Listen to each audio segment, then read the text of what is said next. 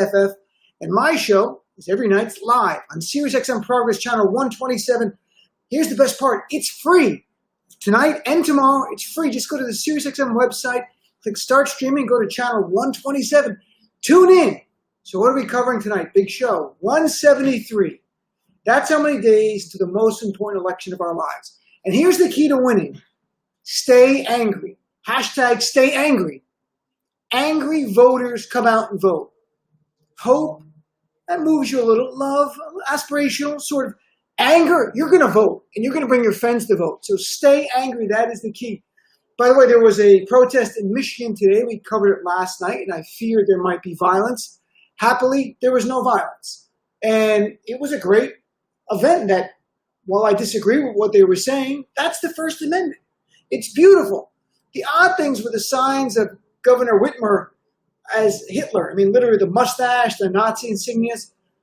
If your understanding of Nazis is that they didn't let you dine in at the Olive Garden, you got to go read some history books, because that's what the Nazis were about. They were about something much darker and much more sinister. So, look, we're watching Donald Trump spin out of control. We've seen it before, but now it's a little bit more desperate. I don't know what that's going to lead him to, but we're getting a sense of it now. And all of it is because Donald Trump is getting the sense that, and the polls back this up, that Americans think he has failed. He's incompetent in his handling of the virus, and now in the rush to reopen over the advice of experts. To me, Donald Trump, and it's based on conversation with listeners, we call him President Body Bags, or AKA Donnie Death Toll, because the deaths and the economic turmoil we are seeing in large part are because of Donald Trump's failure to prepare, not taking this seriously, and then when in the middle of it, not doing the right thing and using the Defense Production Act and everything else. So today, just like every day, is another day with Donald Trump trying to deflect, trying to get the media to go chase that shiny object and not talk about the death toll or the economic devastation. Today, his new thing was with Maria Bartiromo on Fox Business, which is a safe space, to say that the blue state governors don't want to open up because they want to hurt him. Because it's always about Trump, isn't it? It's not about saving lives. It's about Trump. The reality is the blue state governors and many responsible Republican governors, their focus is saving lives. There's no games being played here. And in fact, in New York, where I live, we have the highest death toll. We have now, I think, let me look at the numbers, over 28,000 New Yorkers have died from this virus. We have about 350,000 confirmed cases. But even in New York, starting this weekend, 5 regions are going to start to reopen because they've met the science metrics set up by Governor Cuomo to reopen. So even here in New York, the worst state in the nation in terms of deaths and viruses, we are beginning to reopen.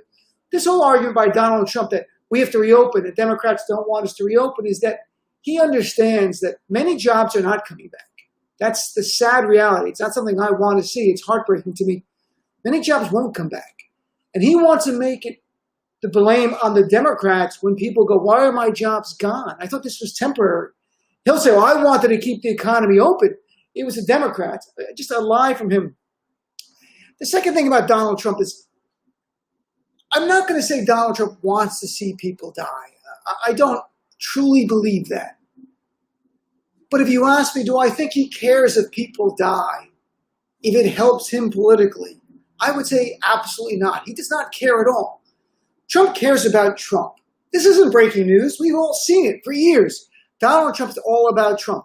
In fact, yesterday, when the death toll for the coronavirus broke 85,000, did Donald Trump tweet about over 85,000 families mourning? No. But what did he tweet about? He tweeted his anger that the stock market was going down because 2 big Wall Street guys, 2 rich guys, he said negative things about the economy and made the stock market go down. Why does it matter? Well, one, Donald Trump has his own personal wealth. But secondly, he wants to go out and have an applause line that the stock market's all-time highs. It's not, and it's not going to be for a considerable amount of time. That's the reality of what we're going through. So that brings us to Plan B. And what is that? Obamagate. Obamagate is here. What is Obamagate? Well, actually, it's TBA, because even Trump doesn't know what it is right now. They are now, Trump, his GOP allies in the media are focus grouping Obamagate, trying to figure out what could we come up with that distracts our base from the fact that over 85,000 Americans are dead, and as of today, 3 million more lost their job, meaning 33 million Americans are out of work. What do you do? Obamagate. I don't know what Obamagate's going to be, but I will tell you this. If you wondered, what would a white supremacist do in the middle of a deadly pandemic to distract his people? Obamagate. That's right. Talk about putting the first black president in prison. That makes a big subset of Donald Trump's base very happy. Because to them, Donald Trump's not their president. He's the grand wizard. That's right. So, and then Donald Trump was Maria Bartiromo, who asked him point blank, you can watch the clip, we'll play the clip on my show later, what is Obamagate? And he literally spewed these stale, these conspiracy theories about Lisa Page and Peter Strzok, and they should be in prison and people be in prison. It was like an SNL sketch. All that was missing was him to end by going, and live from New York, it's Saturday night. It made no sense, but it doesn't, because it really is a work in progress. Sean Hannity, Tucker Carlson, Donald Trump, Rush Limbaugh are trying to figure out what Obamagate means. And at some point, they're going to tell us what it means. We know what it means. It's a distraction. Distraction from what? Exactly what's going on. In fact, today, Rick Bright testified. He's a doctor, a whistleblower. He was an important person in the Trump administration in terms of vaccine and developing one to make all of our lives better, frankly. He's been in the government for years. He testified today that lives were lost because of an action that unheeded warnings. He also warned very scarily. He said, this might be our darkest winter, our darkest winter.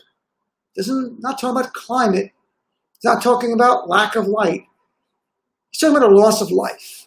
And he laid out what he believes are reasonable measures to prevent that horrible darkest winter.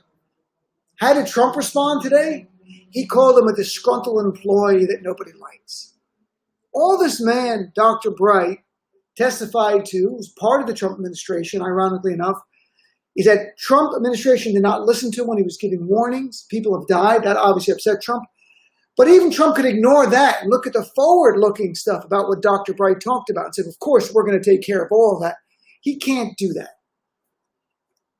And, you know, Trump has shown no compassion for our fellow Americans out of work. He just wants to rush to reopen. As opposed to, say, Governor Cuomo here, or Governor Murphy in New Jersey, and in even some of the red states, Governor DeWine and Governor Hogan in Maryland, trying to do it a reasonable way based on the science. And you want to do that because saying we're open is one thing.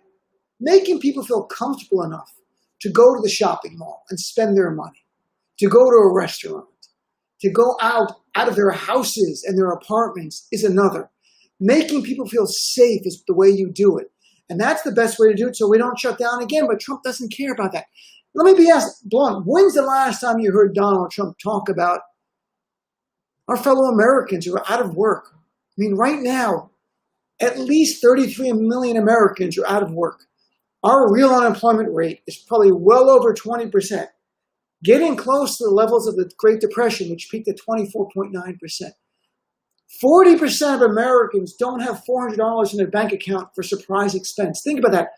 40% don't have $400. And look what they're going through now. Is Donald Trump talking about another package to help them? No. No blue state bailouts. We can't do that. People are hurting. There was a report yesterday from Brookings Institute. 40% of families with children under 12 are worried about having enough money for food for their kids. And we're getting to the point with a 3-month forbearance on foreclosures that began March 18th. It ends May 18th. Foreclosures might be beginning again of people's homes who can't make payments. And even banks who are given 3-month forbearance, for 3 months you don't have to pay, guess what they want now? They want all 3 months paid and a balloon payment in June. Or they might start foreclosure. We need government action. We need compassion. It's something Donald Trump is lacking. So on my show today, we'll talk about that and more. We have Reverend Al Sharpton joining us today. We'll also talk about the impact on the Black and Brown community by COVID-19 and more.